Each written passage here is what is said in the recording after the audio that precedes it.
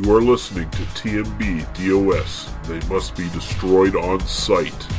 Discussions of an adult nature, adult language, and spoilers for the films discussed are most likely.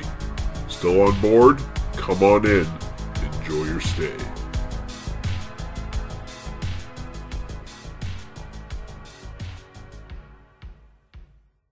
They must be destroyed on sight.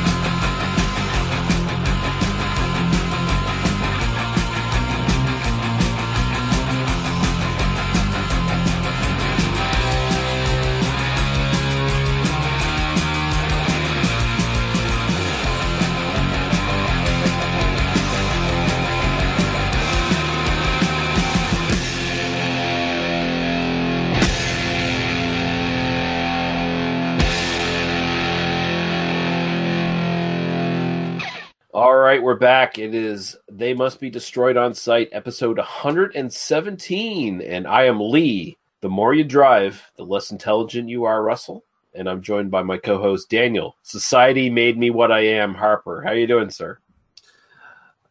I'm doing well. You do not have a driver's license, am I correct?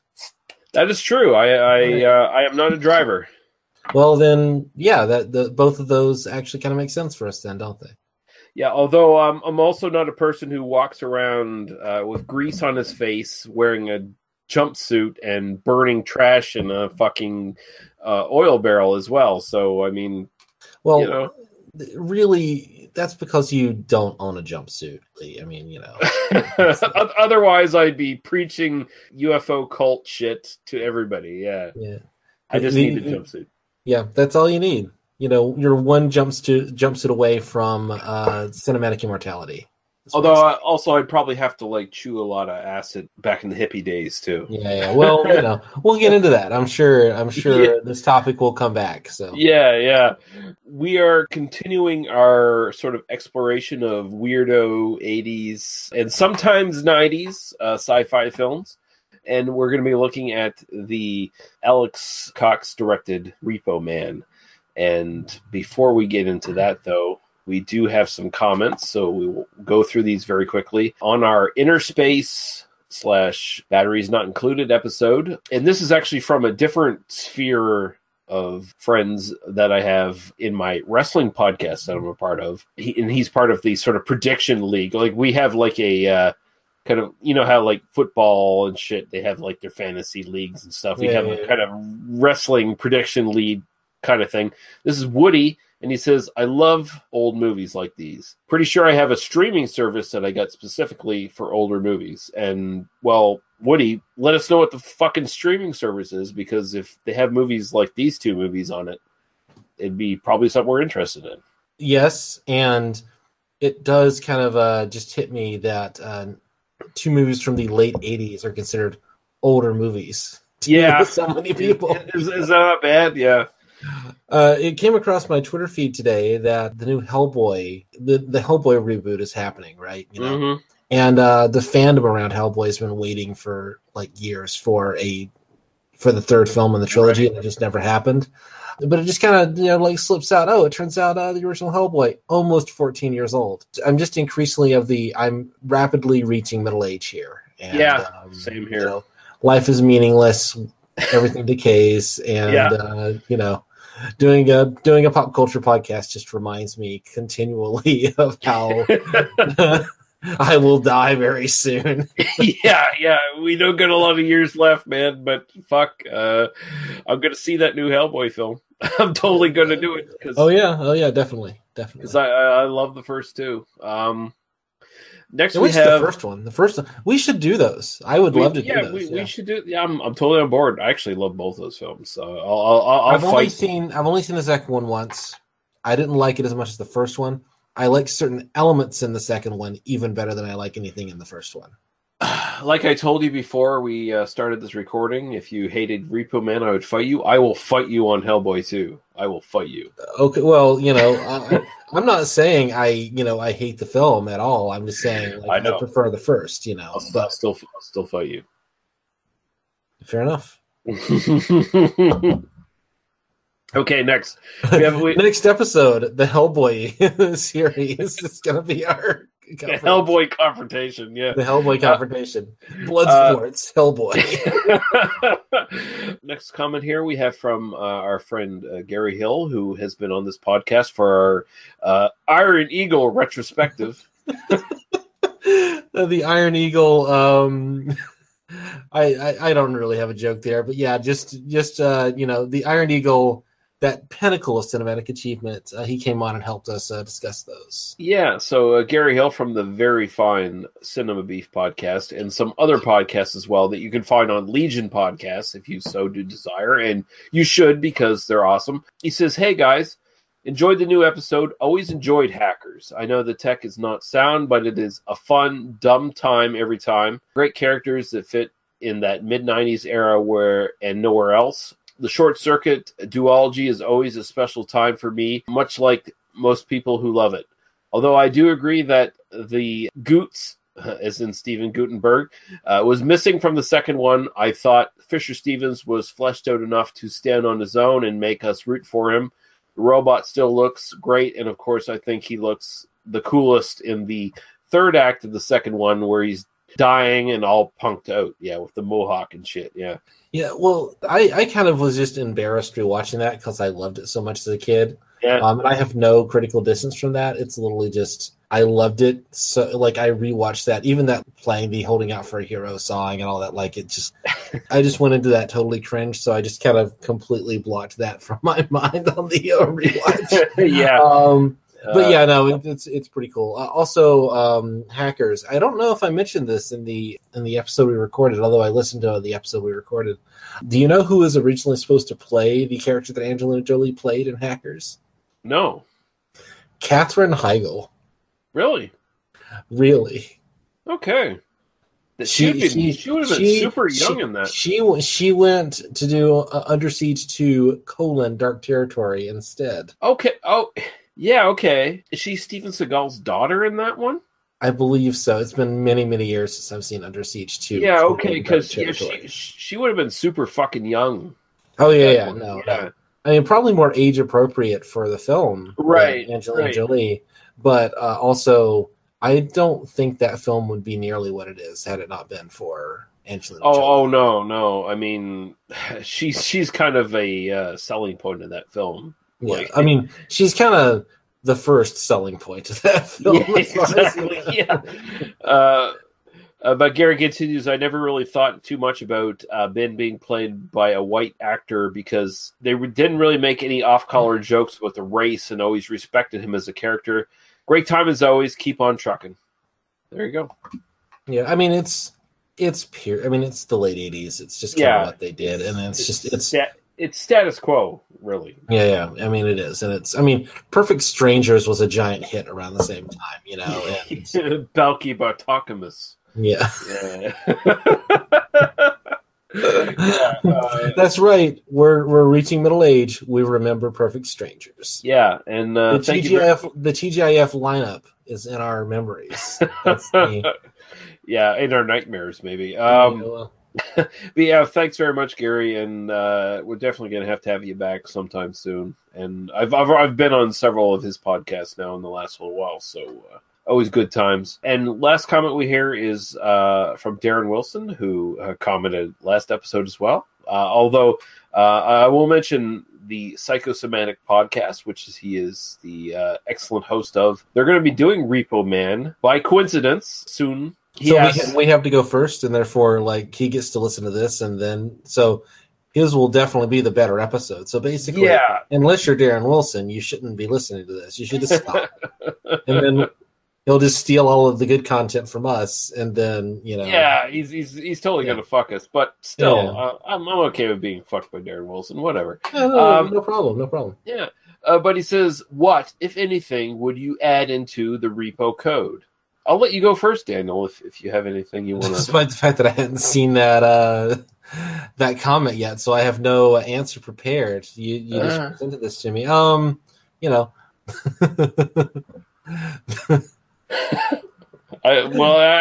purposely did that to fuck with you. I do. No, it's fine. It's fine.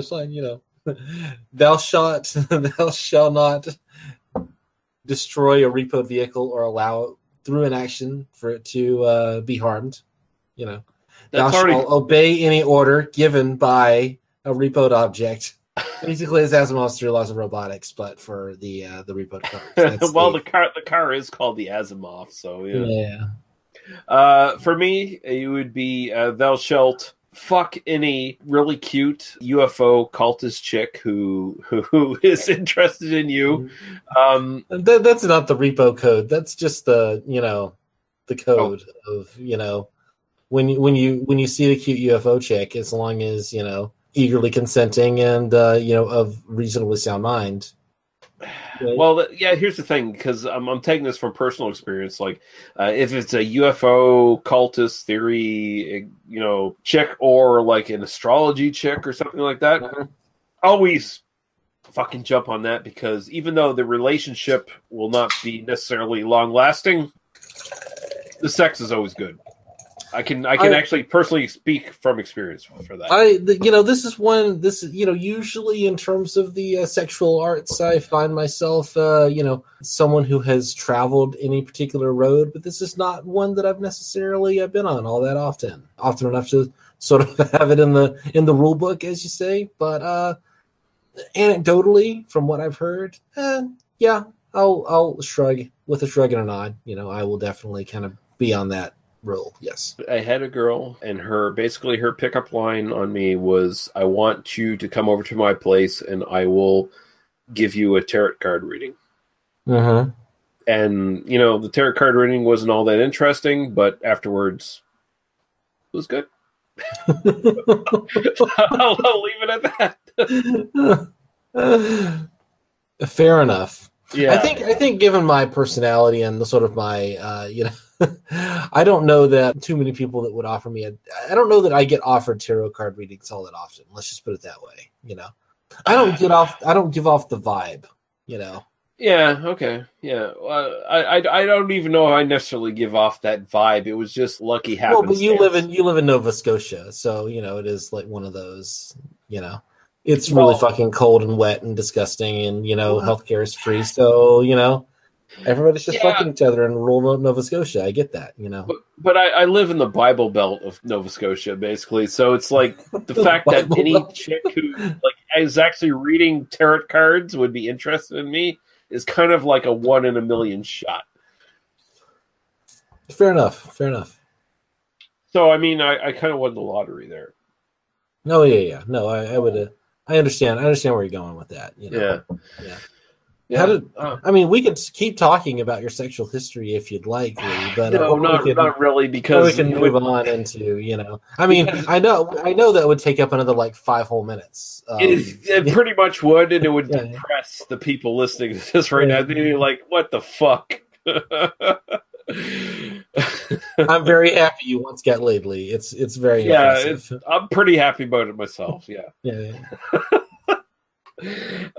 So we can move on to what we've watched in the last while, and I know you don't really have anything you want to mention, so I've got two things. I will say I've just been watching on YouTube the my wife and I have been sitting and giggling at there's this YouTube channel called Girl Ship, and it's a drunk lesbians watch and then like lesbian movies, right? So it's pretty hilarious if you kind of put on like a playlist and like have some drinks and like want to sit around and watch, and you want to see what real lesbians have to say about films about lesbians. Yeah, it's pretty. And we spent like half the day doing that today. So sometimes you don't watch anything with any like constructive purpose. It's just like, oh yeah, this is very goofy, and watching lesbians get progressively more drunk and talk about how Katherine Heigl reference again. Yeah. I just watched one that she was in. Katherine Heigl apparently does not have lesbian fingernails. There's a lot of talk of lesbian. Oh, lesbian fingernails. Shit. Okay. It's a thing. It's definitely a thing. Okay. Anyway, that's just wanted to throw that in there while we were, we did the Katherine Heigl reference, so I brought it back doing a bit here. I see what you did there. Yeah. Yeah, no, that's cool. Pretty swift. All right. So, what have you been watching, Lee? Probably something more constructive and possibly better. Well, nothing I watched had any lesbians in it, but well, that's so I'm one up on you. You are kind of, yeah.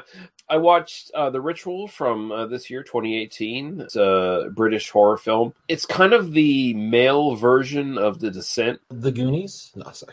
No. I mean, it's basically a bunch of guys who, have been friends for a long time, friends from college, get together to do a sort of a vacation trip to northern Sweden and hike, basically. And they find themselves at a point where they have to make a shortcut to get back to their camp or whatever. So they have to go through the forest. And this is one of these ancient forests that has not been touched by man for years. And it's they find themselves under basically they basically find themselves ancient forests that have not been touched by man for years. Are you sure there are no lesbians in this film? There might be. Okay.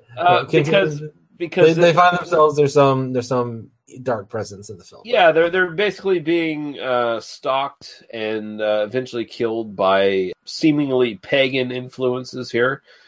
So there might be some lesbian stuff going on there because pagans they were pretty free spirited about all that. Pagans are either free spirited, fuck anything that is consenting and soft and comfortable kind of thing, or they're literal Nazis at this point. So yeah. Well, we're not talking about the white nationalist fucking Denmark. Let's be all white and fucking. Let's not tag the golden one in this conversation. How does that sound? Yeah, okay, good stuff. But it's interesting. Apparently, this was based on a novel. From all the reviews I've read of the novel is much more horrible compared to this actual film because it kind of depicts the characters as just fucking pieces of shit, basically. Here, it's much more that idea of lifelong friends that you move on from. Like, you went to school with them, but you've basically grown apart and you've moved on to other sort of avenues in your life. And you come together and you don't have anything in common anymore. So these guys are in the woods together and they immediately start being in conflict with each other because they're being hounded by these weird supernatural things going on. And there's a monster in this film, and I really dig what this fucking monster is. Like, it sort of goes back to sort of Norse mythology and stuff like that, and it's kind of really creepy and well constructed. For the most part, this is kind of a good companion piece to The Descent. You can watch The Descent, which has a lot of similar themes. That one is, of course, all females with, they have a past and they're connected, and there's like some really painful shit in their past that sort of erupts into the present when they're all together. And the same thing happens in this film. And it's really good. It's a pretty goddamn decent horror film. It's probably the best horror film I've seen so far from this year. How did you watch this? I watched this on Netflix. It's on Netflix right now. Oh, awesome. Okay, cool. Maybe I'll check it out, but I say that all the time, and it doesn't sound like something that I'm gonna like immediately gravitate towards. But we'll see. Yeah, it's pretty good. And there's some interesting visuals, the way they shoot stuff, because the main character has this really intense guilt about a situation that happened in his past, and it sort of manifests throughout. I'll not give anything away because I don't want to spoil. No. I mean, it sounds like there's enough kind of interesting stuff in there that I'd like to talk about it with you, but again, I almost never like going, let's sit down and watch The Ritual from 2018. Like, no, I got other things to watch. Yeah, I've got drunk lesbians to watch. And I mean, really. Yeah, I would slide on the drunk lesbians. The other one I'll mention is Blackhat from 2015. Mm-hmm. This is a Michael Mann film starring Chris Hemsworth. And is this the hacker movie? Yeah, that's why I watched it, because it's like we watched Hackers. It was like, I was trying to think what other modern films touch on this. That's kind of the only one I could think of. We should have watched The Net. The Net, yeah. Movie. And the what's the Diane Lane one? That's the or the OnStar. I can't remember what the fucking movie's called, but there's another one. Yeah, but I checked this out, and I'm a big Michael Mann fan, so I was just waiting to check this out anyway. It just popped up on Netflix, so it's probably based on our Hackers episode. People are now hungry for more hacker content. Definitely, yeah.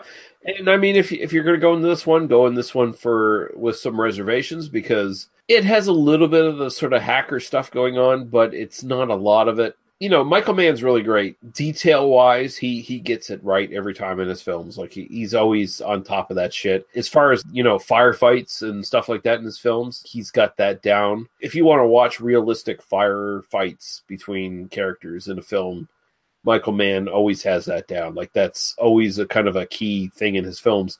Biggest problem with this is Chris Hemsworth does not portray a convincing computer nerd who went to prison and then is being recruited by the CIA or FBI or whatever to catch a fucking hacker and stop him before he starts a global catastrophe. So basically, this is our companion piece of Swordfish. We're going to do Swordfish and Blackhat as a future episode. I would be on board with doing that. Yeah. Yeah. Right. Because put it on the list.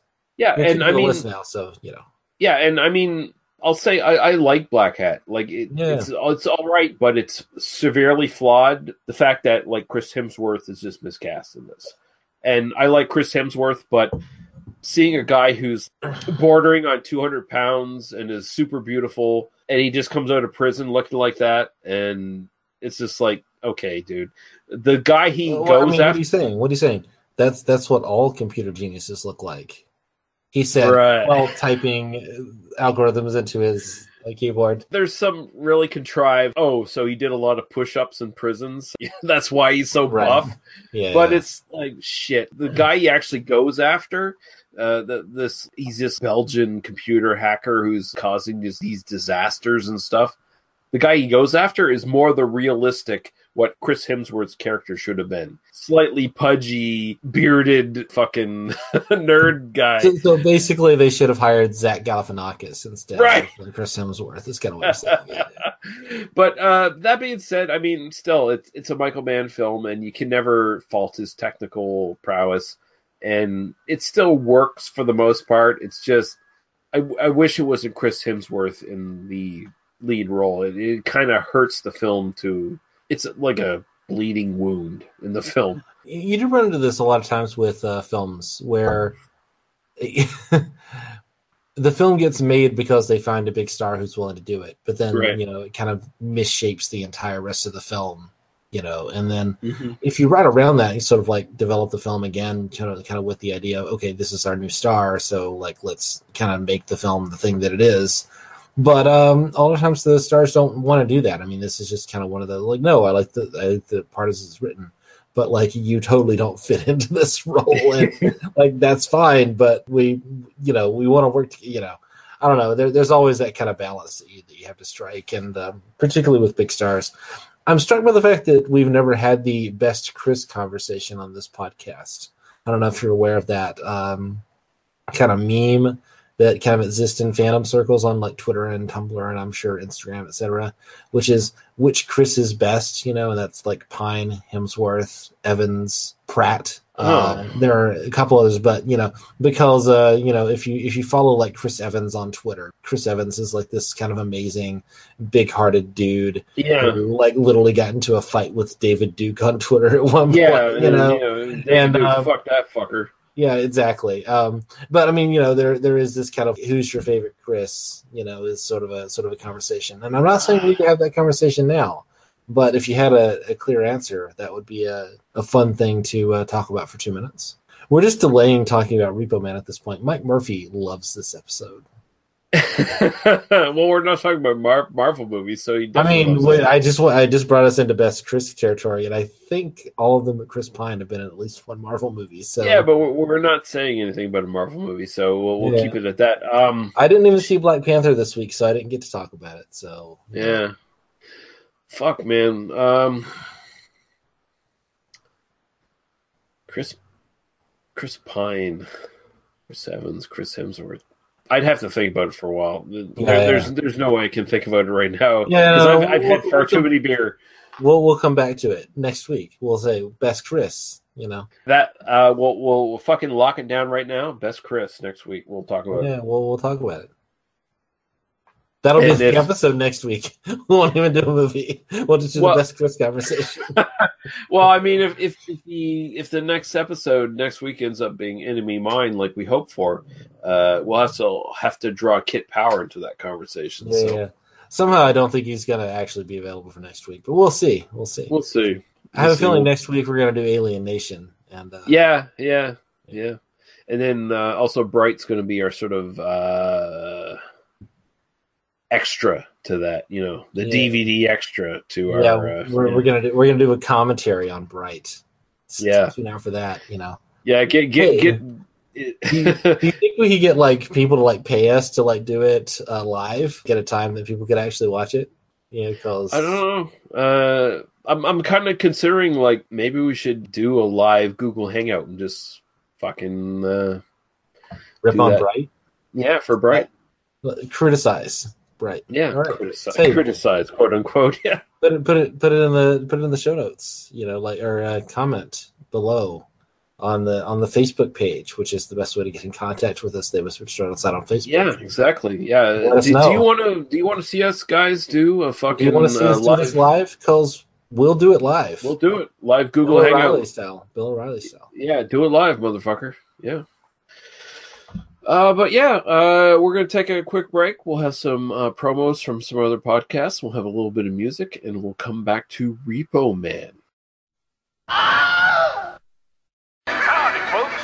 You like blood, violence, freaks and nature? Then you come to the right place. My name is Gary, and I'm your guide to Cinema Beef Podcast. Every episode, we not only deliver film reviews, we also dismantle some of your favorite and most hated films. Sometimes for the better and sometimes for the worse. Hey, you shut your face! If we want to hear you talk, I will shove my arm up your ass and work your mouth like a puppet. Alright, calm down. Every show I hope to have a new co-host, podcasters and listeners alike. That's right, I'm talking to you people. I take all comers. You're sluts. That's not very nice. The only rules, well, let's ask the best cooler in the business. All you have to do is follow 3 simple rules. 1. Never underestimate your opponent. Expect the unexpected. 2. Take it outside. Never start anything inside the bar unless it's absolutely necessary. And 3. Be nice. So join the insanity and please vent your frustrations. I'm available on TalkShoe, iTunes, and Stitcher Smart Radio. And remember, here at the Cinema Beef Podcast, if you got beef, I've got the grinder.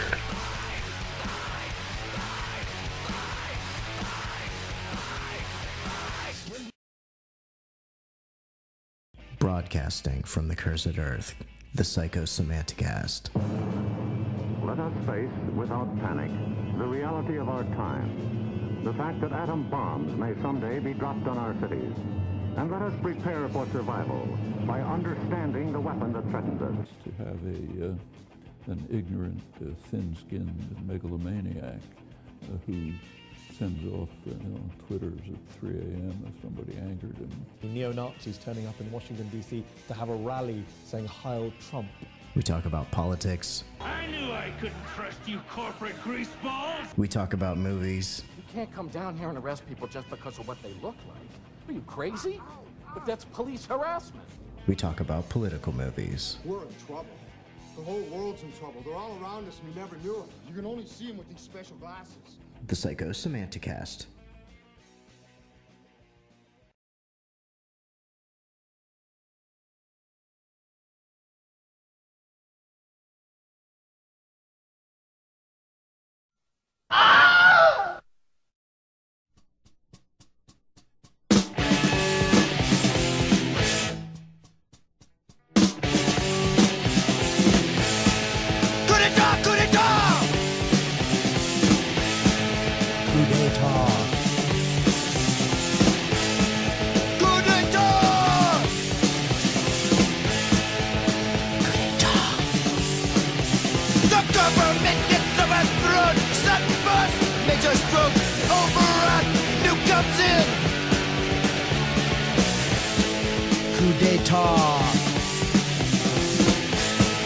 Give me a bomb.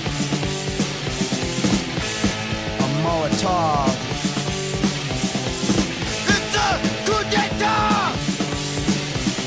Generalissimo sniffed the chop. Stepping out of line, next in a block. Armies marching through the streets. Dressed no shot, dressed real neat. Coup d'etat. Coup d'etat.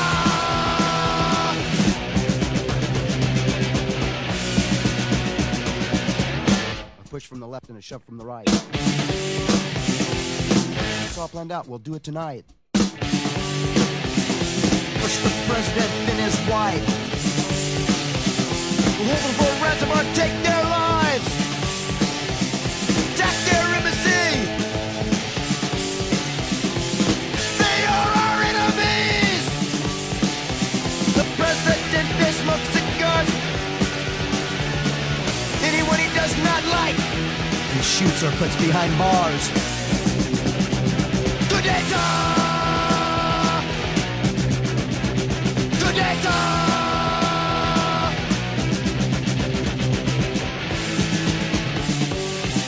Go!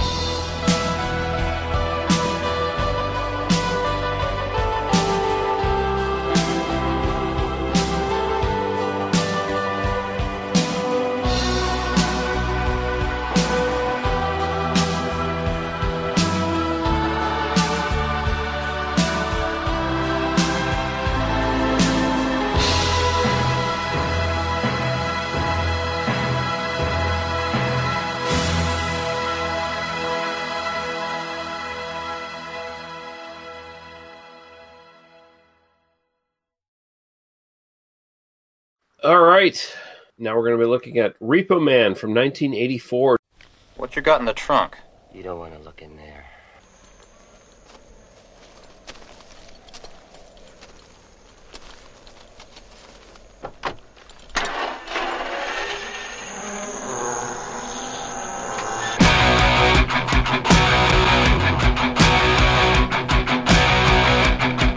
Suppose you're thinking about a plate of shrimp.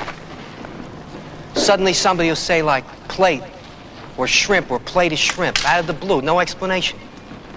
No point in looking for one either. It's all part of a cosmic unconsciousness. You eat a lot of acid, Miller, back in the hippie days?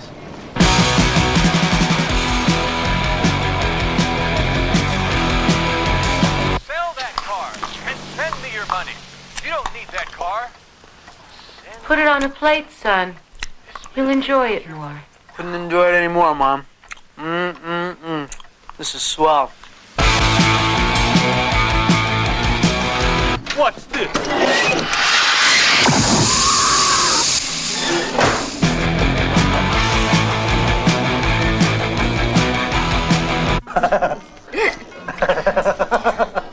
Charming friends you got there, Otto.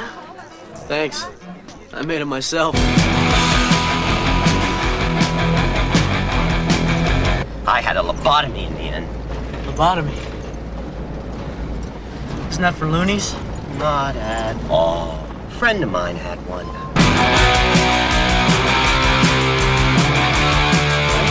I do my best thinking on the bus. That's how come I don't drive, see? You don't even know how to drive. I don't want to know how. I don't want to learn, see? The more you drive, the less intelligent you are.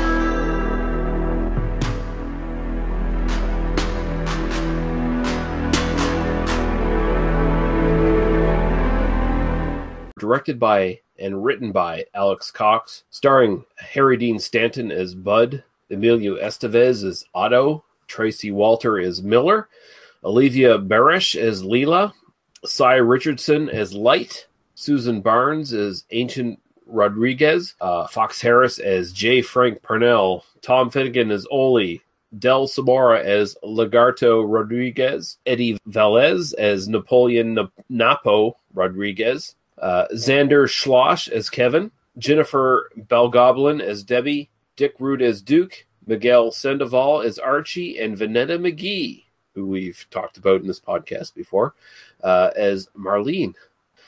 And I'll immediately go over to you, Daniel. Is this the first time for you watching this one? No, I had seen this once before. The first time I watched it, it kind of passed right over me. This would have been, I don't know, 10, 15 years ago, sometime in my 20s, I saw it.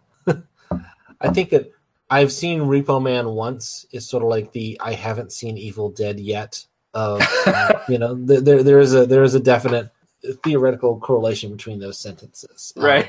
It definitely needs a second watch to really kind of get what's going on. Also, I just wasn't as kind of plugged into it. It didn't reach me on the first watch. I really only watched it like a few hours ago. Like I really kind of rewatched it this afternoon, and so I'm still like processing it just a little bit. Yeah, I know this is a film that you love, and I'm not downplaying that at all. I'm not sure I love this film, but there's a lot going on that's sort of buried underneath the surface. What looks like a fairly straightforward narrative about like this punk kid who gets a shitty job, who gets one shitty job instead of a bunch of other shitty jobs that he might otherwise have, and then runs into this kind of subplot about decomposing alien bodies in the trunk of a car. There's a lot of kind of socio-political stuff. There's a lot of character stuff. There's a lot of genre kind of awareness. There's a lot of kind of people walking into other kinds of movies. And there's some really kind of cool kick-ass women, at least 3 cool kick-ass women in this film. And I kind of really enjoyed the rewatch. And I kind of want to get your take on it, and we'll just kind of go from there, if that's okay. Awesome. Yeah. I'll throw the plot here, by the way. Forgot to do that. Who needs a plot? It's about a Repo Man. It's about a kid who loses his job at the grocery store, whose parents, who are ex-hippies, they give away the money they were going to give him to a televangelist. Yeah, he goes to. So he's looking for a job. He runs into Harry Dean Stanton, who's doing the Harry Dean Stanton thing and being a repo man. He kind of joins in this club, kind of almost by happenstance, and ends up kind of liking it.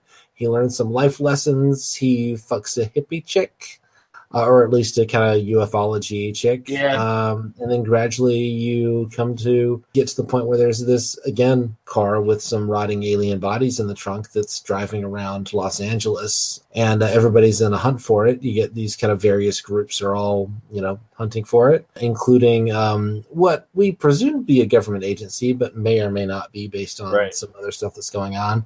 And in the end, the car turns green and flies away. Yeah. And I apologize to IMDb user Baroque. And that's not broke as in broke ass. That's as in the musical style. Baroque, sure. Did I just out describe the movie from your IMDb user? No, I mean, but you did a fairly good job. He had a fairly intricate explanation here, but you hit all the major points. So there we go. So fuck you, Baroque. You're gone. So this is really what Lee does is he turns to random IMDb commenters because I'm not pulling my weight on this podcast and actually writing summaries anymore. Well, I mean, we I really considered it for this film. I Cool. finished watching it and I was like, oh, I should sit down and actually write a summary. Hey, but then I thought Lee loves this movie. He would not be happy with any actual summary. I'd be happy anytime you want to give a summary. I've already explained this to Daniel that whenever he feels like doing it, he can do it. Otherwise, we're just going to go with it. But so the first time I saw this film, I saw this on A&E, and this is one of these films.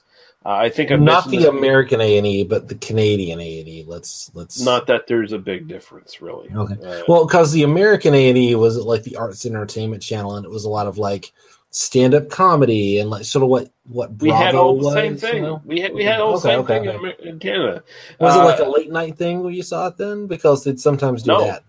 This was one of the films. Like A&E had all these films that they bought that were for cheap. Again, because I think it was basic cable, and that's what. I think I mentioned this previously on the podcast that I'm still sort of working on either doing a podcast or an article talking about all these films I saw in A&E that kind of shaped my adolescence and my growth as a sort of movie watcher. And this is one of those films. This is one of those touchstones sort of films for me.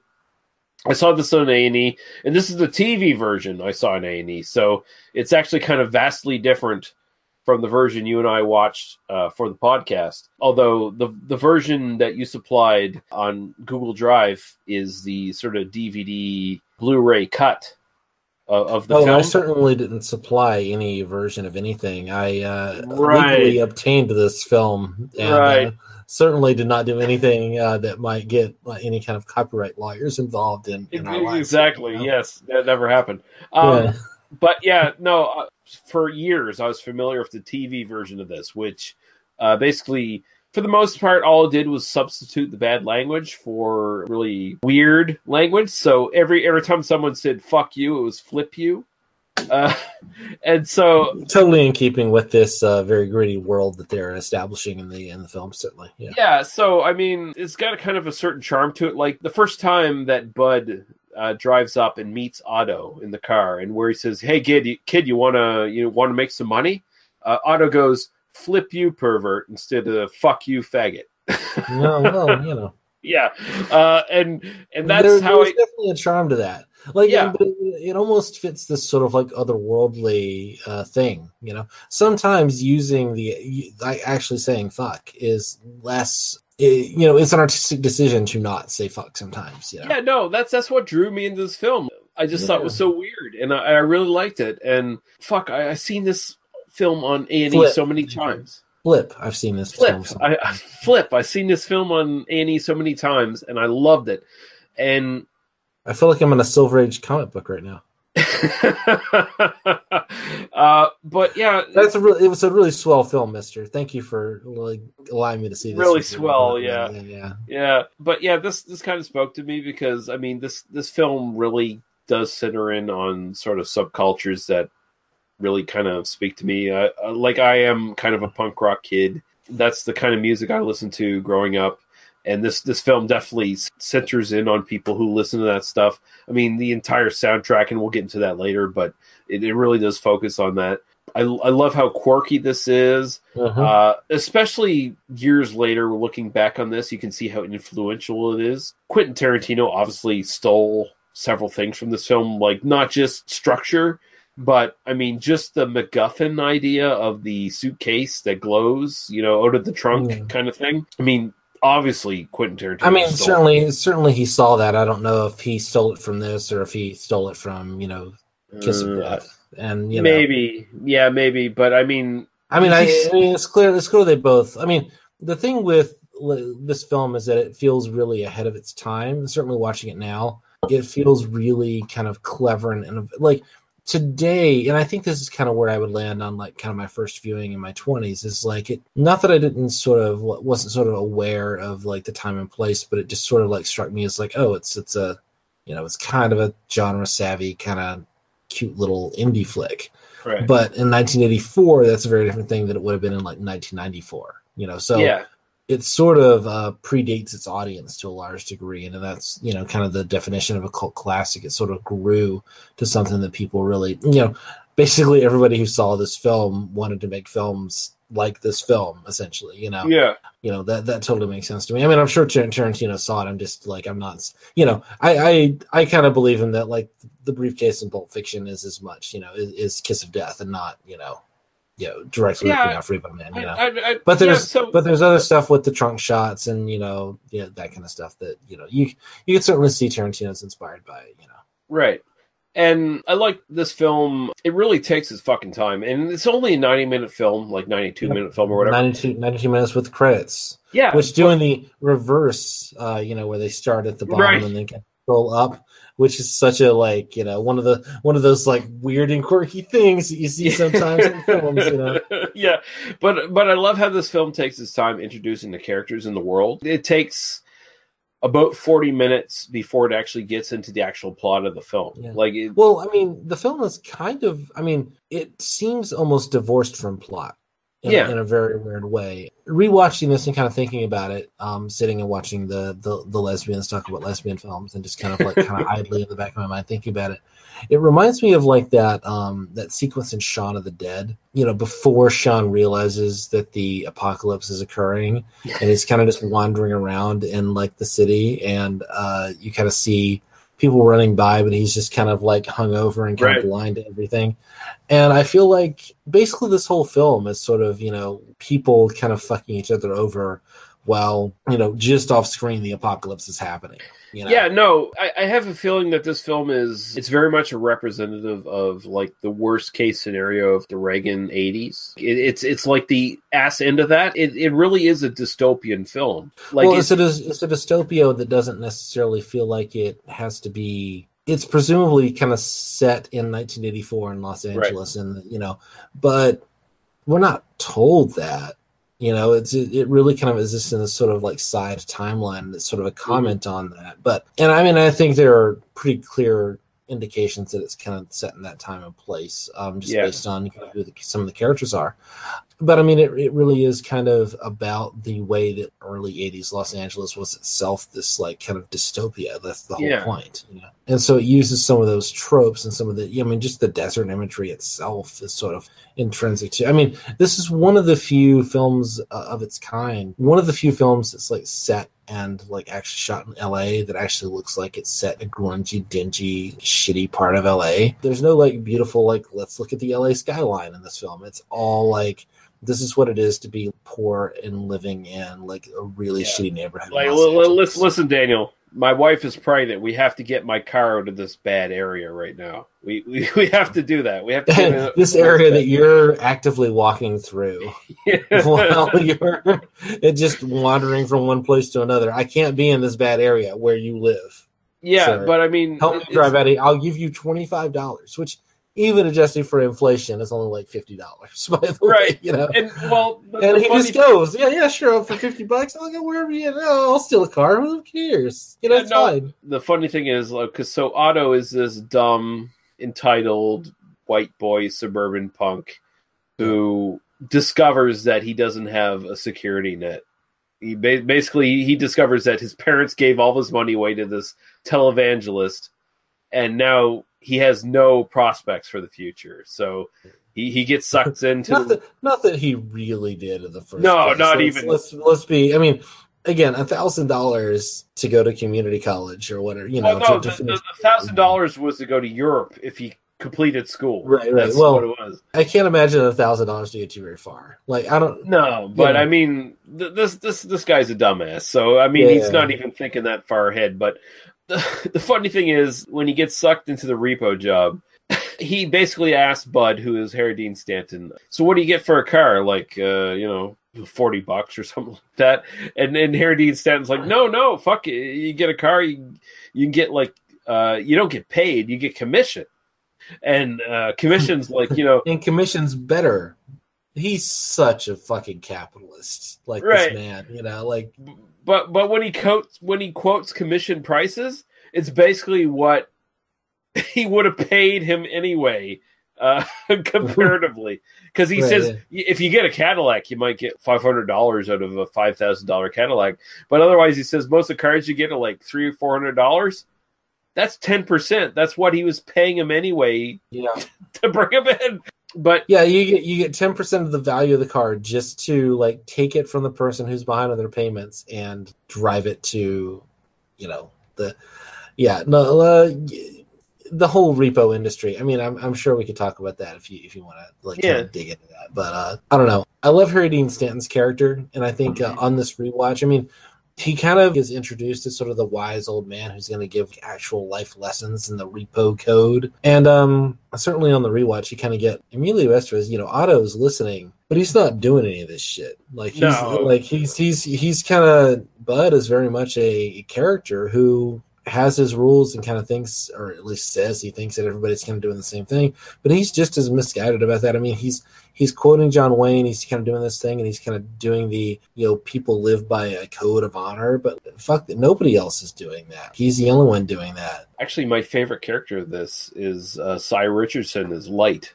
He's the black repo man.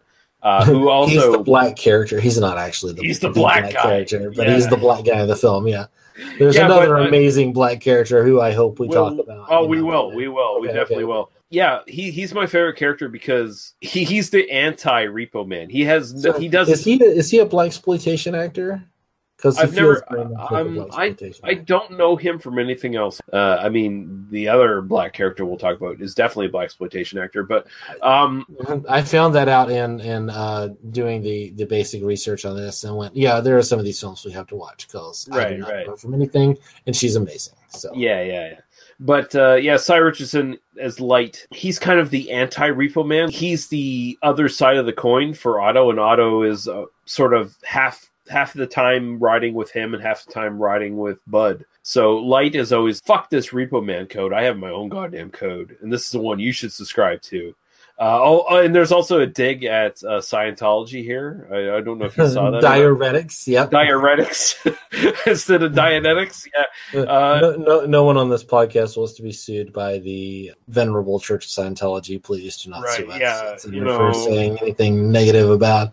Clearly, no one thinks anything negative about Scientology on this podcast, except that it's complete fucking bullshit. And go watch the documentaries about Going Clear and My Scientology Movie with Louis Theroux. Check out those two films. But we're all pro Zeno here. Fucking John Travolta is all hell Zeno. Yeah, all hell Zeno. Say that to him, to his face. John Travolta is our favorite actor. Not a cult. Not a cult of personality. Not a cult at all. Never. Not at all. But Diuretics is one of the best jokes I've seen in a movie in a while. It's pretty good, isn't it? Yeah. Did you read that fucking book I gave you? including the graphic. If you like look at the cover on that book that he's burning, like that's amazing. That's an amazing cover. But I just love how he doesn't subscribe to any of the like code of the Repo Man. He's got his own code, and I love how he fucks with Otto. At the beginning is here. Give this chick this bag, and he drops a dead rat in the chick's car, and she just sprays him with mace, and then he just drives the fuck off because he's hazing him. Basically, it's fucking awesome. I love that character, and I love how they go to get a car later, and someone in the house shoots at Otto trying to take the car, and the guy just starts shooting back. And then later on, I just got blanks in this fucking gun. Sometimes blanks are better than actually using live ammo or whatever. You don't actually risk hurting anybody and like going to prison for the rest of your life, and you scare them away so you can just take their car. So win-win. If you're in this business, it's just kind of one of those decisions you make, right? Yeah, sure. I carry a gun filled with blanks. It's fine.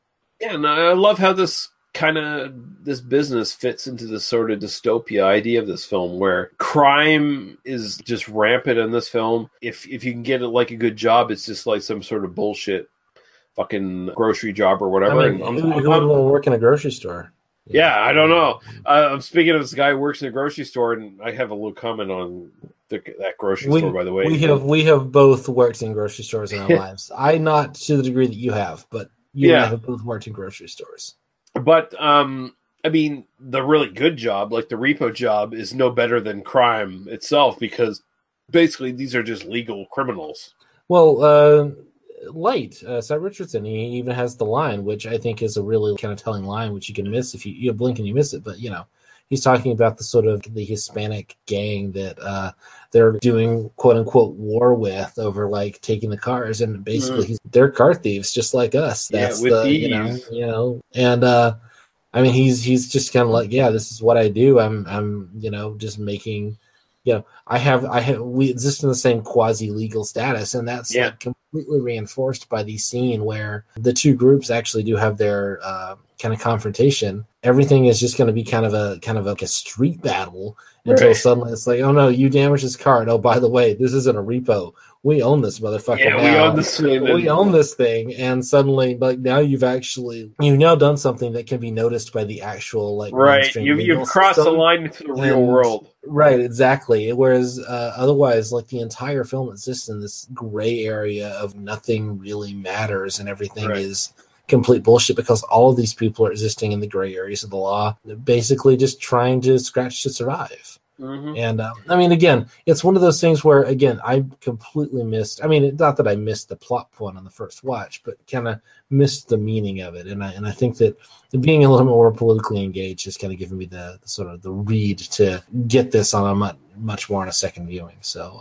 Yeah, I love how like it kind of presents that it brings in this conspiracy theory shit as part of the plot. You have the men in black who are all like blonde Nazi looking motherfuckers who coincidentally kind of look like Donald Trump. Their hair and shit, like it's just kind of a weird kind of resonance. They look like the kind of preppy douchebags who, I mean, there is this kind of thing in 80s movies where, the guys in the suits, like the suit jackets and the pens and look at any like college movie made in the 80s, preppy house, et cetera.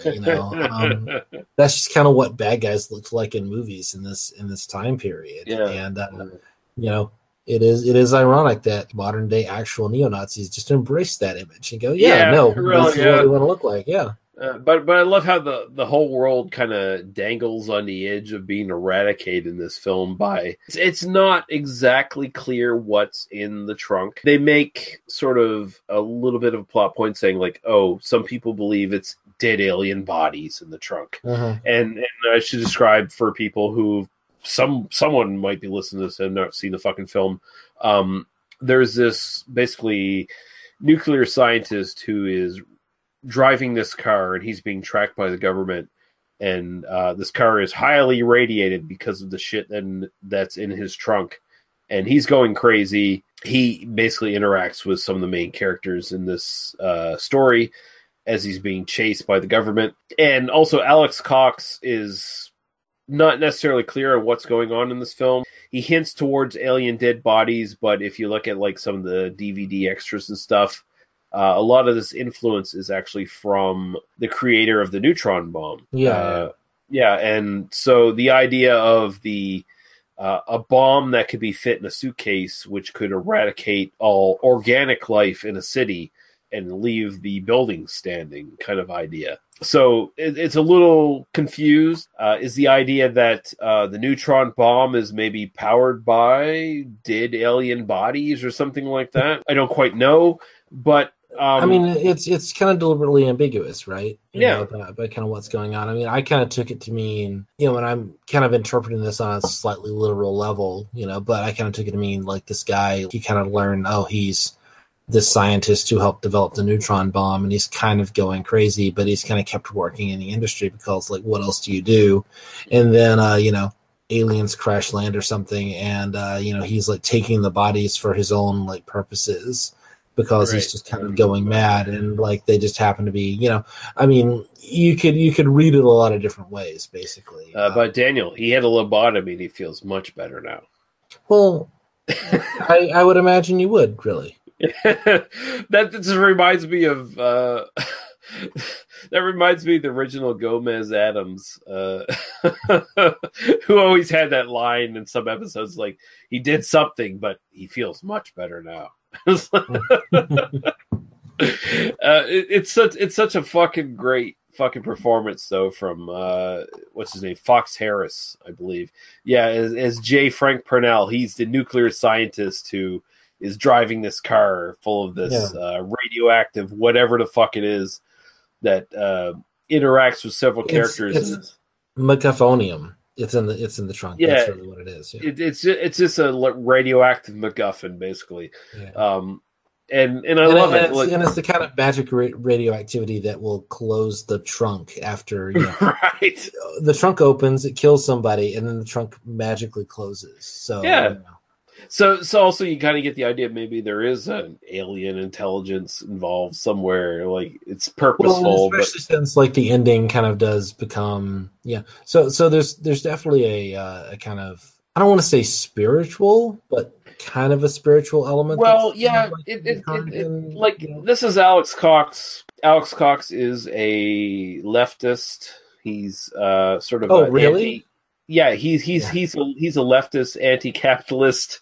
I'm sure you're really surprised by. I'm shocked. Yeah. I'm shocked. I mean, a lot of people have called him basically just a flat-out communist. Yeah, I know. I'm shocked. Yeah, but I mean, I think one of the differences between the first time I saw this film and rewatching it today was I've moved much further to the left, and I definitely get this film much more. Yeah, exactly. You're right. But yeah, I mean, fucking, I totally lost my train of thought. It's okay. That's my job, is to just make you lose your train of thought. Yeah. I feel like the socio-political stuff is all kind of on the surface, but I'll talk about it anyway, just to kind of get us into that direction, and just to make sure that no other podcast can say they didn't take it from us. We're looking at you, Darren Wilson. Yeah.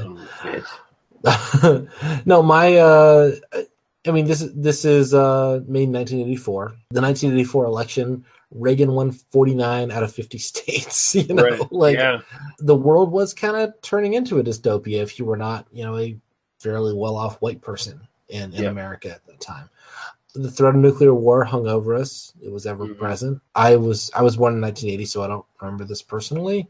I don't have any kind of memories of this time period, but I have memories of not that much later. And some of my earliest memories were of, Cold War era, people being scared of nuclear bombs, sort of thing. Also, the whole idea that he becomes a repo man, and a repo man is basically a class traitor. And I think, Otto recognizes that immediately when he kind of, fuck you, I'm not a repo man. I'm not going to do this because, I'm not going to work for the agencies that are going to take stuff from people who are literally just in poverty, people who can't pay their bills, who doesn't pay their bill on their cars, people who can't pay their bill on their car. Nobody chooses to, except for the guy who owns the laundromats, and that guy, it's fuck that guy, there's a definitely, almost communist, vibe to this film, which I totally dug. So there's this sort of poverty element. There's this, everything is just kind of shit. There's the nuclear side of it. There's also the sort of the aging hippie side, which is something that really can't be overstated.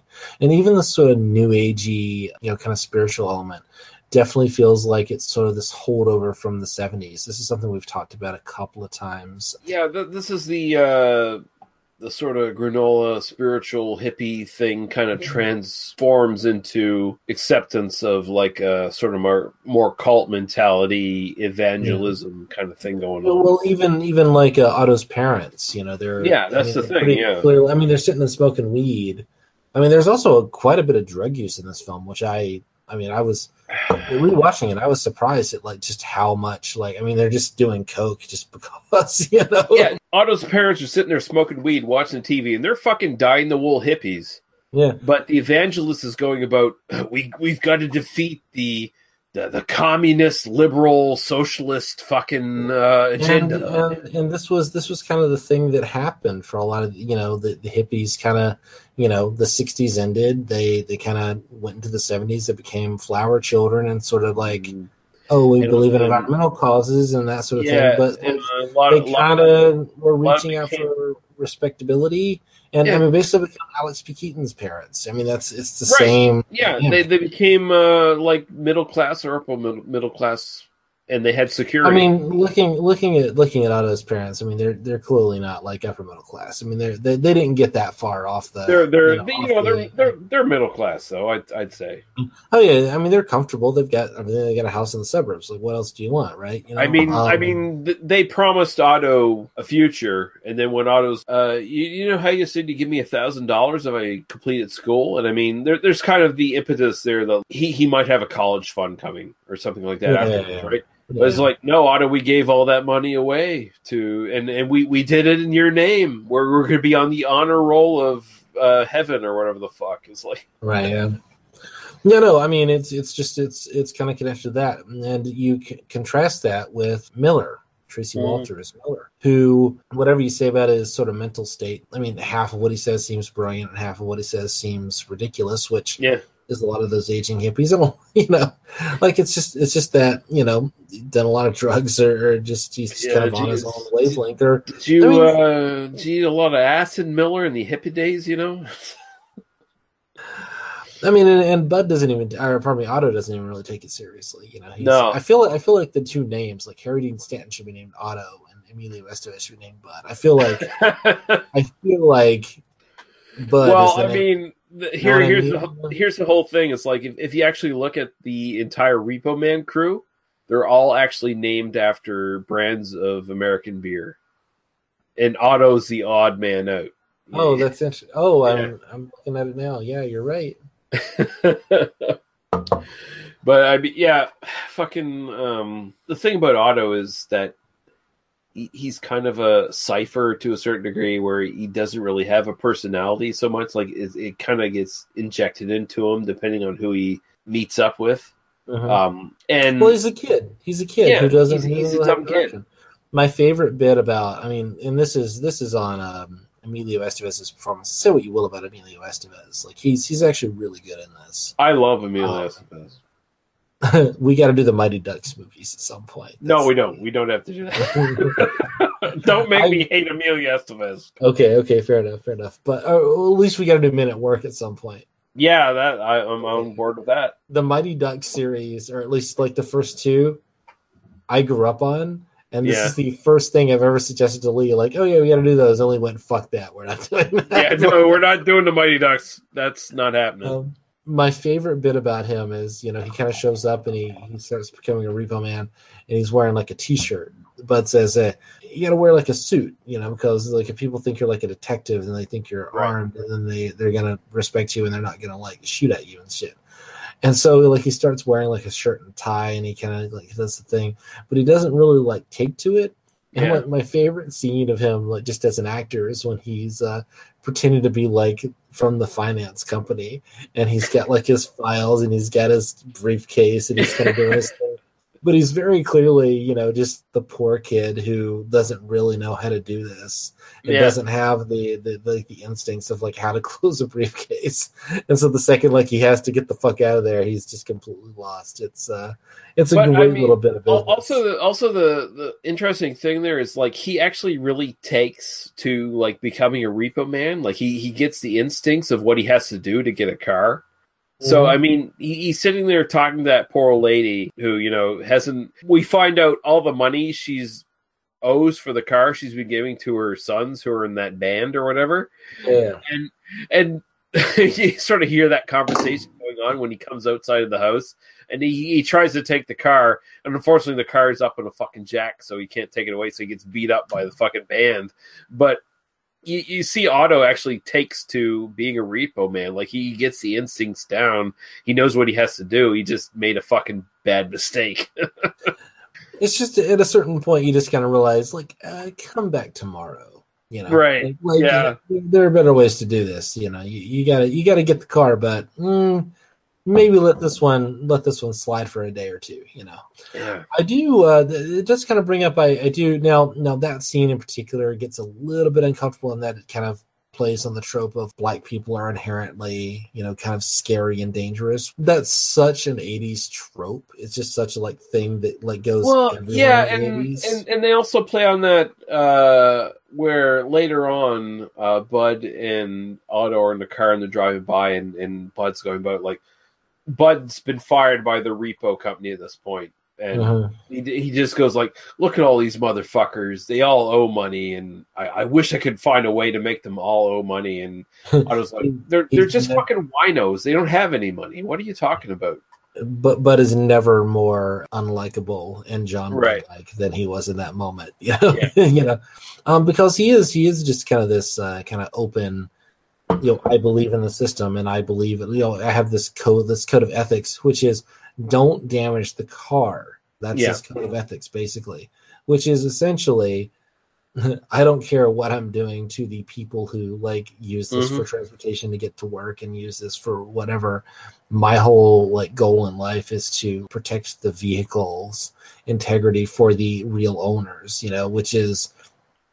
I mean, the guy is kind of disgusting. You're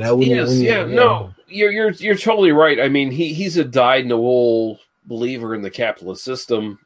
What I was saying was that despite that kind of moment of this gets a little bit racially uncomfortable, there are a lot of really cool black people in this film, and I think there are two of them we should talk about. Well, we've already talked about one, Light Cy Richardson, but certainly Vanna McGee is Marlene. Yeah. Who kind of shows up. She's just kind of in the film for the first hour or so, and then she really gets a nice, almost kind of co-leading role in the second half. There is a subplot in this film that was sadly dumped by the end. Alex Cox is very interested in Latin American revolution. He was very much... he's a leftist, yep. All right. Because he's a leftist communist, yeah. Because he's a leftist in the 80s, yeah. We all are interested in Latin American revolution. That's fine. Yeah. So, I mean, there was some of that in this film. There's hints of that throughout the film, but it never really materialized. She's effectively a Black Panther in certain sequences, Yeah. There's a strong vibe of that, yeah. The final product of the film never really materializes to what he had sort of intended for this. But still, Vanessa McGee's character is actually part of a sort of militant underground Latino group with the Rodriguez brothers. And you see a little bit of that, and you'll see a little bit of hint of that. And Vanessa McGee doesn't take shit from nobody in this film. Oh, no, she does not.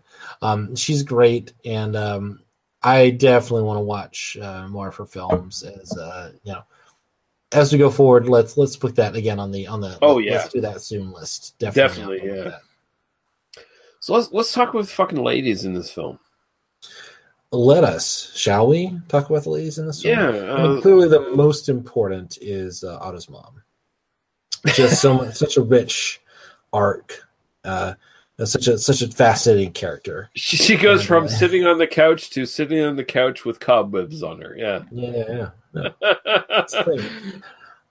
Shall we start with Layla, or shall we start with Debbie? I want to start with Layla. Like, honestly, like, for me, this is your podcast, but this is definitely your episode, and I really want you to kind of do your thing. Tell me why you love Layla. She is cute Layla. as fuck. Yes. She's an idealist. She is, she's been part of this fucking movie before this movie started. Like, she has her own story and background. Yep. Like, shit has been happening before this movie even started. She's part of the sort of UFO conspiracy thing. And you kind of imagine this movie is like part of like a TV series, like one episode or like 2 episodes of a 13 episode arc that's all about this briefcase bomb or whatever. Yeah. I love how she's introduced and how she doesn't do a lot to spell out the plot of the film. She adds to the confusion to a certain degree, but at the same time kind of illuminates certain things.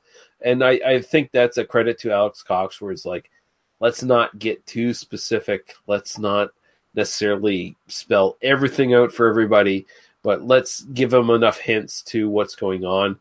And I love how she's like scared of the men in black with the fucking blonde hair who are driving around.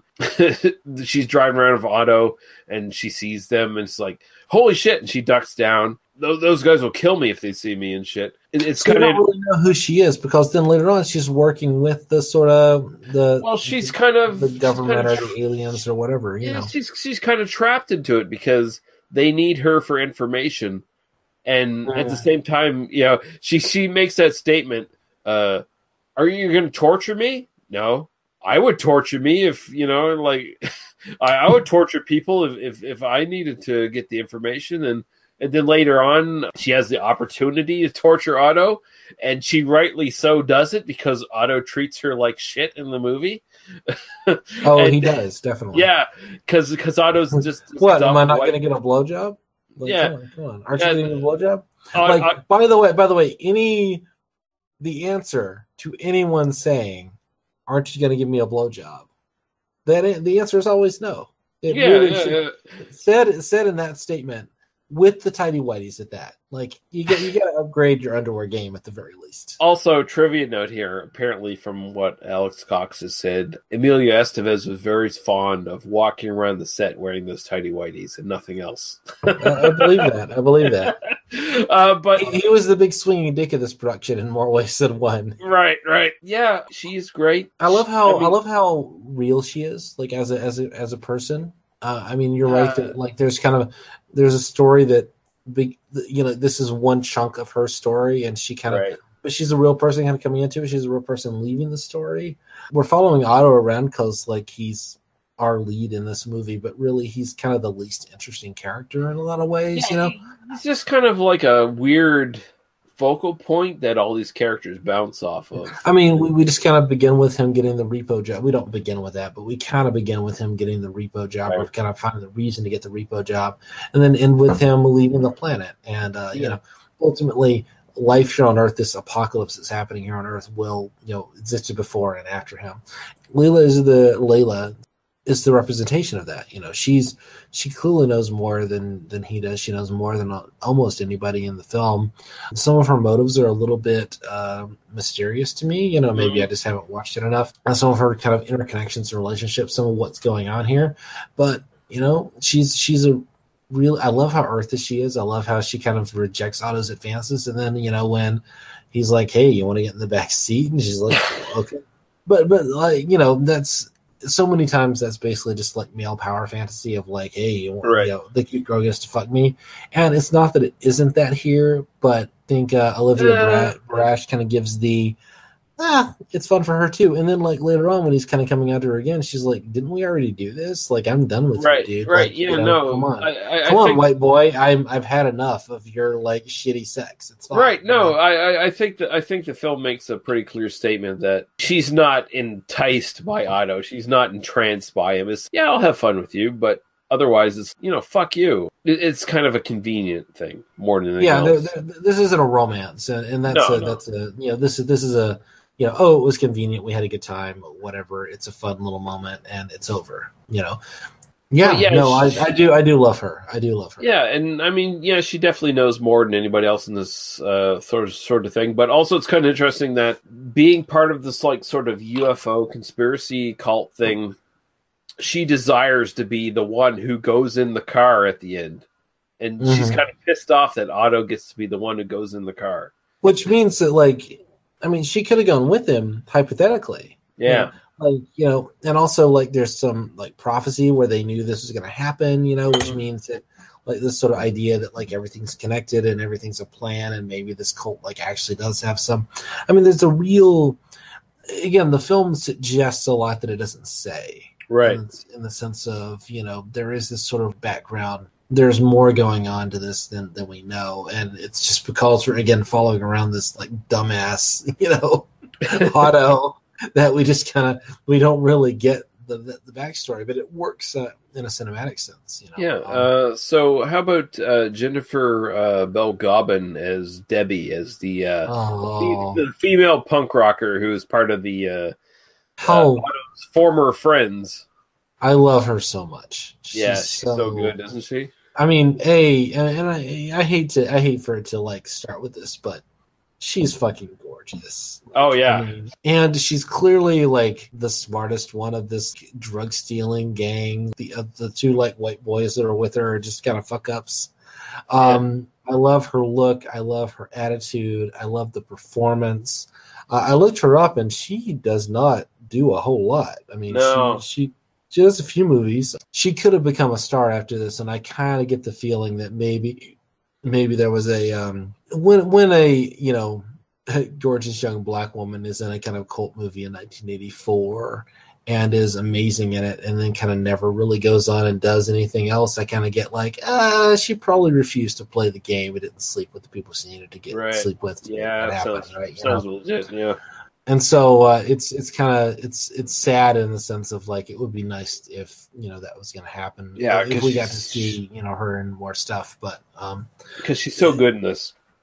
She is really great in this. I mean, it turns out, I looked at her Wikipedia page, or not her Wikipedia page, but her IMDb page, because she doesn't have a Wikipedia page. But I looked at her on IMDb, and she was like, she went to law school.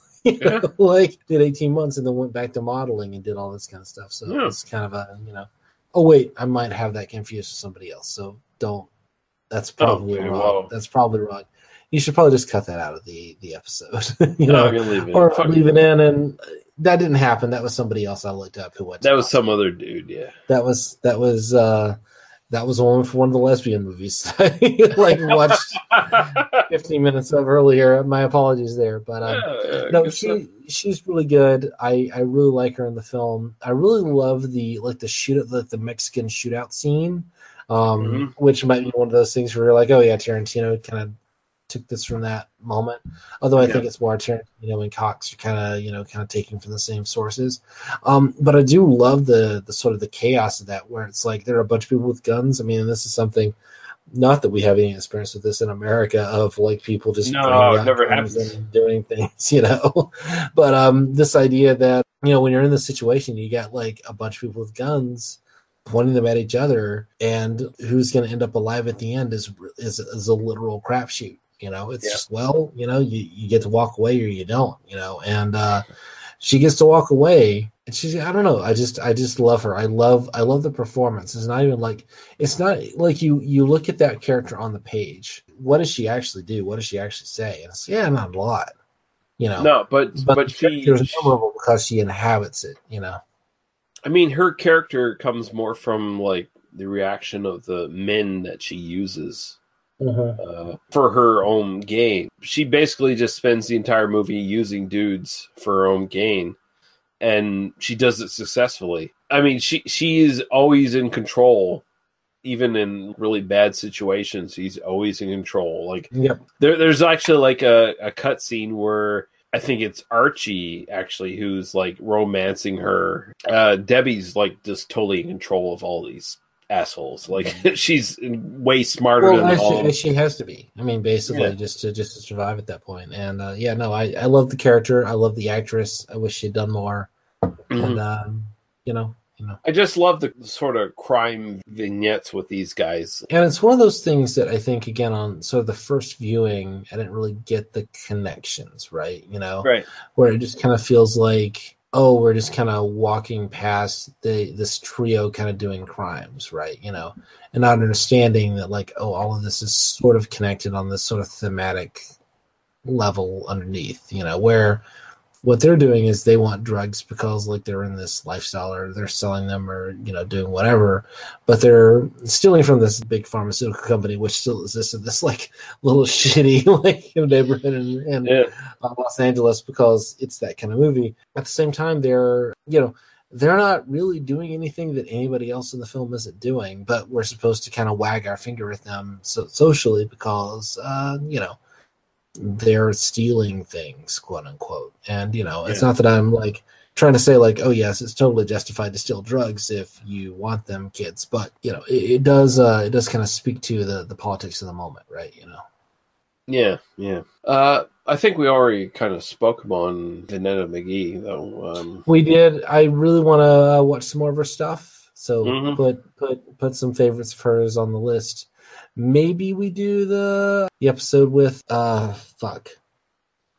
Big Sleep, the library girl, the bookstore girl from the Big Sleep. Right, yeah, and I'm totally liking this one because I want to say Deborah. I want to say Deborah McGee, but it's not Deborah McGee. No.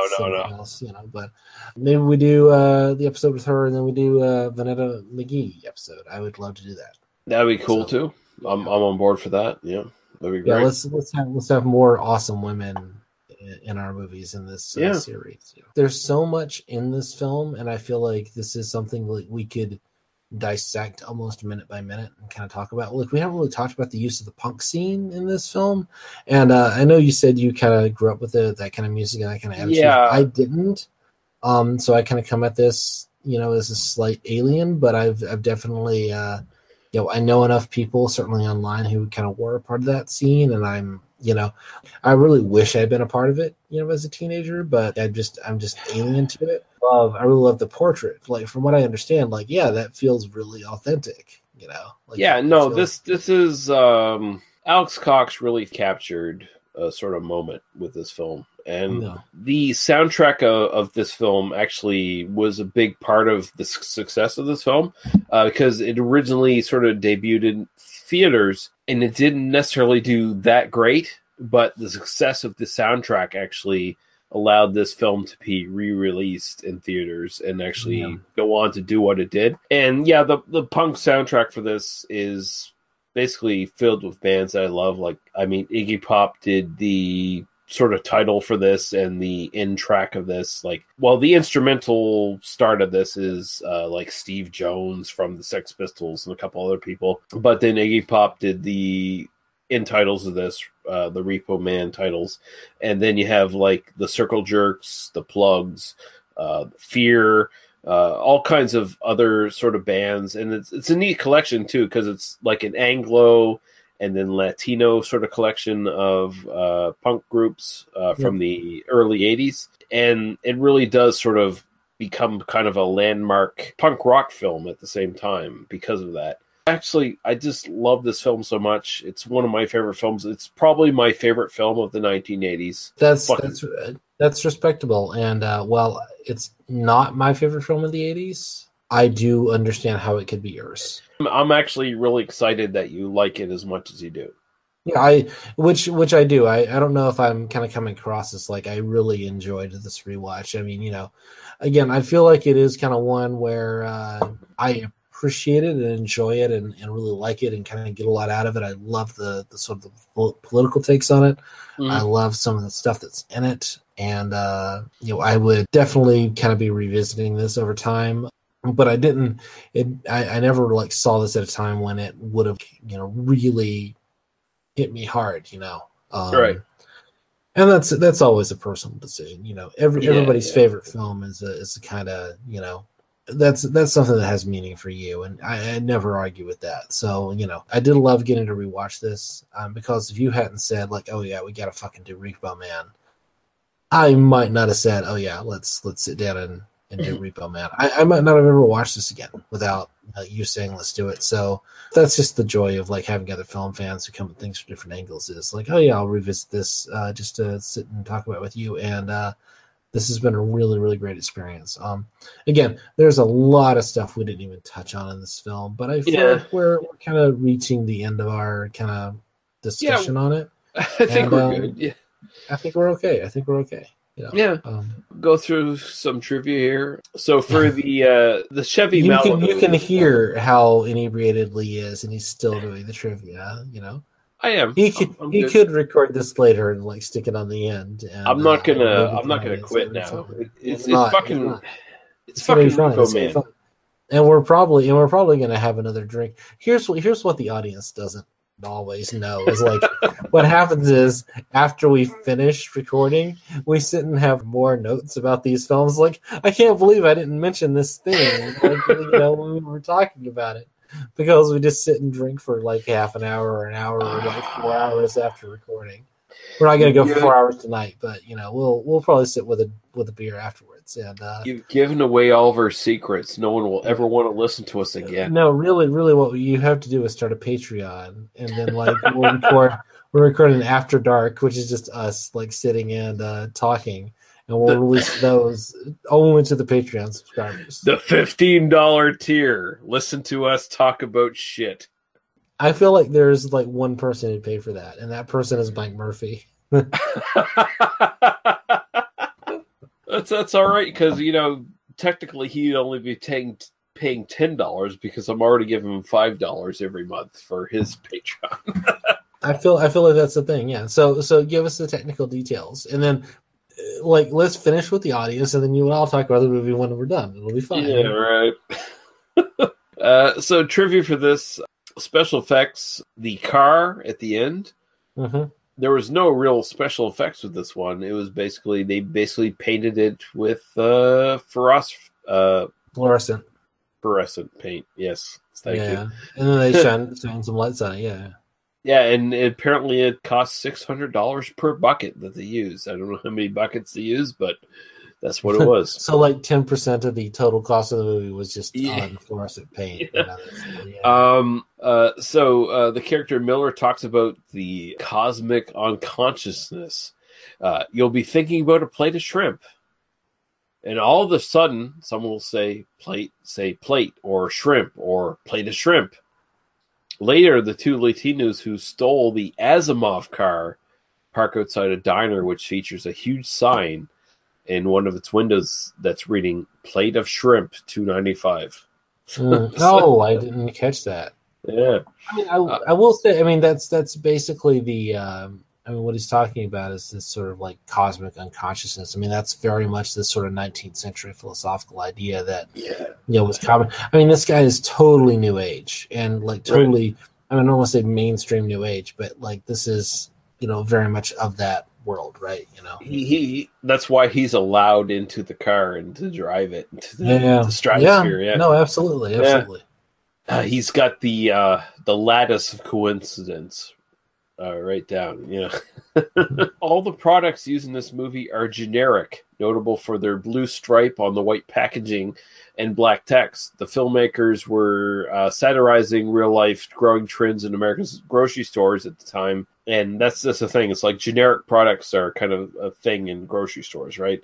It's funny because in the actual shot in the film where they sort of zone in to the couple aisles that scene is in, you notice all the rest of the fucking grocery store, normal products, where the products are just turned around so you can't actually see what the fuck they are.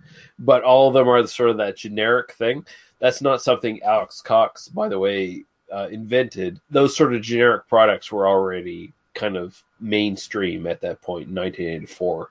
So he was just kind of sort of speaking on that idea of grocery stores sort of bringing their own sort of in-store brand cheap products that people could buy if they cannot afford like the real products. I almost always buy generic grocery store brands of everything because it's basically the same shit with a 30% markdown. So Dean Stanton, his bud, is like at one point, let's go to get a drink, and he buys like an 8-pack of something that says drink on the actual fucking can.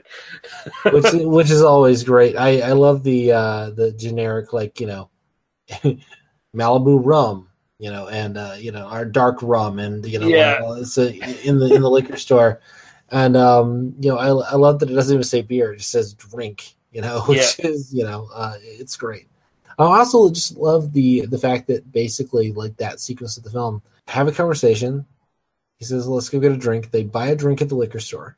They go and drive around in the LA canyons, and then they have a little adventure there, and then they drive back to the same spot after it's been robbed. It's being robbed as they leave, and then it's been robbed when they come back, and then they buy more drink. It's a great little funny bit.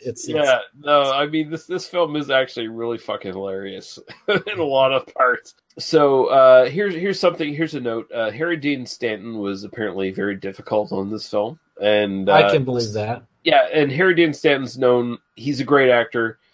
He was a great actor. Rest in peace, motherfucker. He was known for being kind of a actor who wanted to improvise all his shit and didn't take direction too well.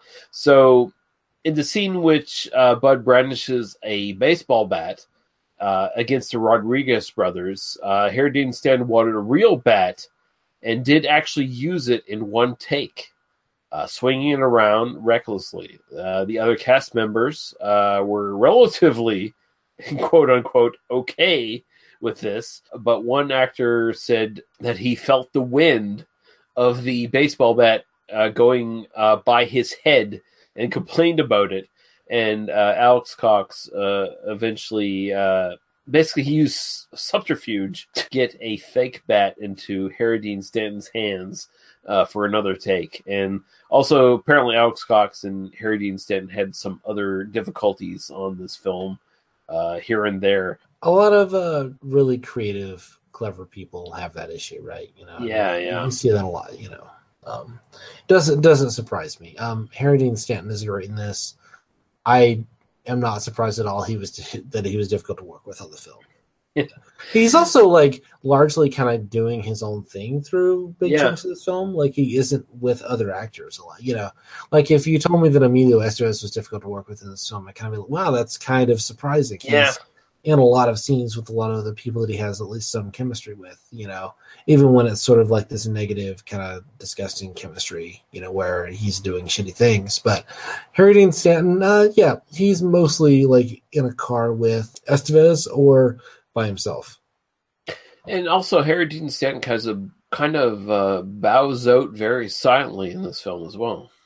He does. Like he just kind of gets killed, and I mean, I think that's kind of the greatest weakness of this film is the ending kind of just goes nowhere. Like it's kind of weird. The ending. I mean, we didn't really talk about the plot and the ending, but I mean, basically, the point is the journey to get there, and I think that's one of the things that the film really lacks is some kind of let's sum all this up. Let's actually say something about this, whereas I think that Alex Cox is kind of saying, well, you'll rewatch it, or it's all kind of been there and kind of buried underneath, and it'll kind of bubble up to the surface, so the ending doesn't really matter. But it really could use I don't need the film explained to me, but I kind of need a little bit more than kind of what happens, which is not all. I mean, it's kind of an impressive effect sequence, and it's kind of interesting, but it's also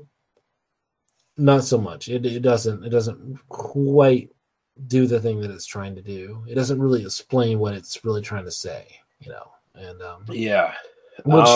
which is probably, I mean, ultimately kind of going back on what I just said is also kind of a positive in that it doesn't explain it, so it just kind of lets us just kind of make our decision. Right. It is what it is. Apparently on the commentary on the DVD, Alex Cox and the other cast members say that their favorite scene in this film is the John Wayne was a fag conversation on this. Well, his name was Marion Morrison, and anybody named Marion Morrison was clearly eats ass. That's the thing. But apparently this was based on a story that someone told Alex Cox in real life. Someone in the movie industry that knew him. So, hey, whatever. I mean, if I found out John Wayne was gay, I would actually like John Wayne more. I'd probably like him a lot more too. Yeah. We've covered what I think only one John Wayne film on this podcast, Right, and that's yes. Stagecoach. I don't know. I think we need to have the John Wayne conversation at some point. Just not cover the Searchers. The Searchers we save for the last episode of this podcast. That Searchers would be the absolute last episode of this. Everyone will hate us. That's the that's where I'd walk away. I'd walk away out of the doorway. Out of the doorway with the light. Yeah, exactly. Get that, But after serving the Confederate Army and killing some Native Americans. That's I'd have to do that first. Yeah. But there was a quote unquote sequel to this. It had to do with sort of license rights and shit like that with Universal. Chick, right? Repo Chick, 2009. It's basically almost kind of a semi remake of this film, and it's absolute garbage. I've seen it. It's nothing. There was I kind of get the feeling like A, I'm interested enough to watch it at some point, and B, I think it's garbage. Yeah, don't watch it. Don't even bother. There was a graphic novel based on the actual screenplay for the proposed sequel to this called Waldo's Hawaiian Holiday, which would have had the character of Otto come back after spending a time on Mars, going to the car and going to Mars, coming back, and how the world had changed and all that shit. Budget for this was $1.5 million, and it made $3.7 million, so it did really good. This is sort of the first foray for Alex Cox, getting more jobs. Unfortunately for Alex Cox, his next couple movies were mostly failures. He's known for doing Sid and Nancy, which is based on Sid Vicious and Nancy Spungen and their relationship and with the Sex Pistols and all that stuff. But he did Walker, which is based on, I think his name is William Walker or something like that, who was a quote-unquote filibuster in the sense of invading foreign countries and taking them over. He was a guy who invaded Nicaragua and actually... Well, this sounds like something I need to watch. Yeah, it's starring Ed Harris. He actually... It's put this on the list. The scene. All right, yeah, because it's based on real life to a certain extent, but the real life William Walker, so he invaded that and took it over and became president for a brief period of time before he was overthrown. And that movie sunk Alex Cox's career, in Hollywood at least. He was blacklisted after that. He did the screenplay initially for Fear and Loathing in Las Vegas. He was supposed to be the director for that, but eventually that went to Terry Gilliam. He would have been a way better director for Fear and Loathing in Las Vegas than Terry Gilliam. Okay, well, we'll have to do that movie sometime and argue then. Yeah. I've only seen that film once, but I think not even against Terry Gilliam, but I would love to see his version of Fear and Loathing. Apparently, a lot of Alex Cox is still in that fucking film because he sued them and won for a director. Well, I mean, even the like desert. I mean, just the amount of desert footage. I mean, you see that kind of here, like driving through the desert. It's hard to not like think of Fear and Loathing, right? And also, when we were talking about our initial foray into spaghetti westerns, I think we mentioned Alex Cox did Straight to Hell, which is sort of a updated spaghetti western / sort of parody and tribute, and we should do that at some point as well, because I know James Murphy wants to do that. Put him on the list. We'll do him. Yeah. You know me. I'll watch anything once. It's fine. You ungodly warlock. Hey guys, Lee here, just cutting back in, much more sober, as this is being recorded at a later date. But I just wanted to briefly mention the DVD, Blu-ray options for this, at least two of them anyway. There was a 2003 release from Universal in DVD format that has a director's commentary and the theatrical trailer, so it's mostly bare bones. But, of course, there is also the exceptional Criterion Collection release. I believe it was also released in a DVD version, but there is a Blu-ray edition here released in 2013 that just has, of course, the expected buttload of added stuff to it. So, oh yeah, and it also has the TV edit, where everyone's saying "flip you, pervert" and melon farmers and all kinds of other stuff instead of the usual vulgarity. All right, guys, back to the show. You ungodly warlock. Unless you have anything else to say about this film, Daniel, where can people find you on the internet? You can find me on Twitter at Daniel Lee Harper. You can find my Patreon at patreon.com/Daniel Harper, right. Which, as of this, doesn't really have much on it, but like basically you're just contributing to me continuing to do this podcast and trying to write more. I've been kind of working on some stuff kind of in the background, but I've just had a really busy couple of weeks, so haven't produced a lot of content for that. But hey, if you want to give us money for this podcast, if you like this podcast, give me money, despite the fact that I do nothing on this podcast but watch the movies and talk into a microphone. So I'm under the impression that if you send Daniel $1,000 in Patreon, he'll send me $500 back. You know what? If you give me $1,000, I could really use $1,000. But like, I could really use $1,000 right now. But I'll tell you what: if you give me $1,000 on Patreon, and you say it's because you listen to this podcast, and I'll give Lee $750 of it. Like that'll. But then Lee will send me a bunch of beer in response, so it'll be fine. Yeah. Well, I'll send you beer anyway. I won't accept $750. I'll accept $500. Okay, that's my cutoff. Well, I'll tell you what. If you give $1,000 to my Patreon per month, I will give Lee $500 at the first month. Yeah, you know, goddamn, we thought fucking Repo Man was fantastical and unrealistic. Now we're really yeah, we don't have any millionaire listeners. If we had a millionaire listener who's just been like, "Oh, these guys are fine," no, Lee and I could both use some money right now. Like, show us. I think like even like $100 a month would be a really positive change in both of our lives. Show us the love. I could use it. I could use it right now. Don't worry. Mm-hmm. I'd spend it all on booze, but still send it to me. I don't have hot water in my house right now. My hot water heater is broken, so shit! Don't send nothing to me. Send it fucking all the damn. I have hot water. I don't give a fuck. That's where you can find me on the internet. Yeah, but TMBDOS.podbean.com. Lee is very drunk right now. I'm a little drunk. I'm not very drunk. Yeah. What the fuck are you talking about? He's not very drunk. I've seen him very drunk. He's quite drunk right now. He's beyond somewhat. He's to quite, but not to very. If that makes sense. You disparage me, sir. I don't disparage you. It's fine. It's fine. I'm despondent. Listen, TMB. Hey, check us out. TMBDOS.podbean.com. It's the best place to find us. You get our YouTube, our Apple Podcast, and our Facebook fucking links. Facebook group, They Must Be Destroyed on Sight on Facebook. Best place to find us. Find out what the fuck is happening on this podcast, because I don't even fucking know at this point. And nobody knows what's going on in this podcast. Yeah. And next time, it's either going to be Enemy Mine or Alienation.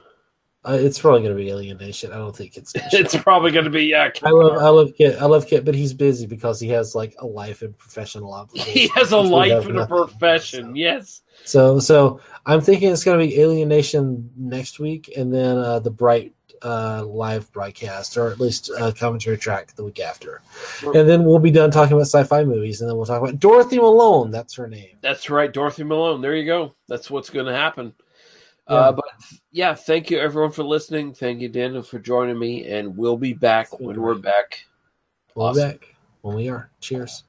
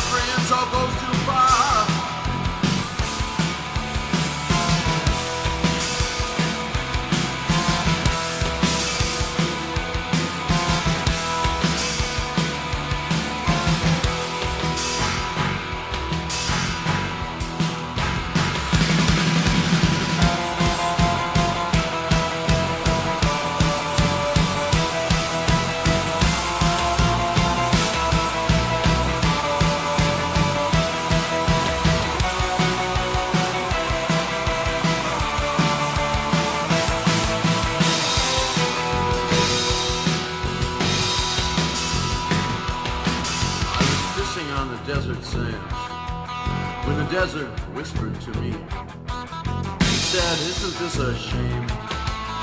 Things will never be the same.